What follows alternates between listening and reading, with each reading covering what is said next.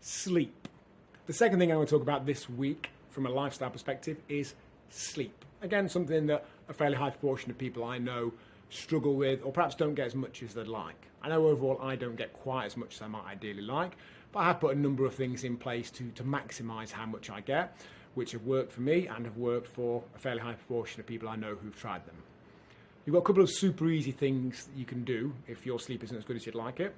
The first is to fit blackout blinds, to make your room literally pitch black. And when I say pitch black, if you can stand in your room in the middle of the day with your blinds or curtains closed and not see your hand in front of your face, it's black. If you're able to see your hand in the middle of the day, which I wager 99.9% of you can, there's clearly light getting in from somewhere.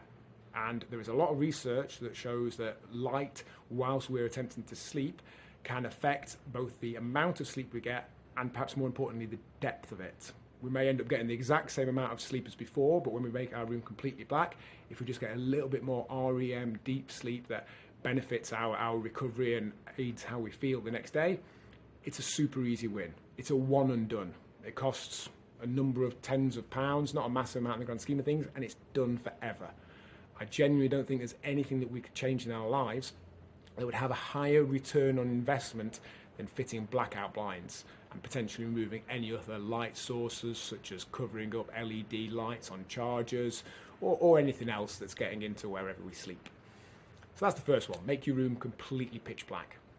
Secondly, we can reduce exposure to technology in the hour or so before bed.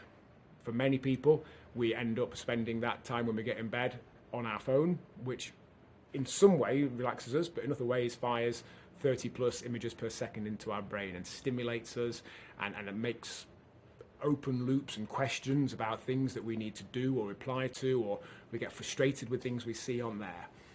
I'd say try it for a week, go an hour before bed with little to no exposure to screens and technology, and if it doesn't make any difference, you can always go back.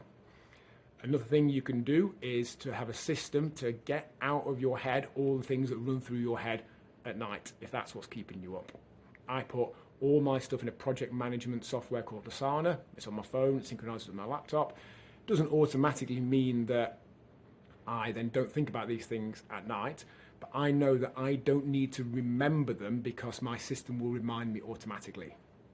By minimizing how much stuff is kept in our head and putting it in a trusted system, if only by 10 or 20%, we maximize the chance of us getting more and or deeper sleep. And finally, one thing that's worked well for me and for many people who've tried it is to have a magnesium salt bath shortly before bed. Simple, run a bath, put some magnesium salts in it, have a soak, and I'd say 80 to 90% of people I know who've tried that have reported significant benefits to the quality and amount of their sleep. So a few things there for you. If your sleep isn't as good as you'd like it to be, a few relatively easy wins that you can make that will help with that, and therefore help with all the benefits that having greater energy, feeling better, and so on bring to your life.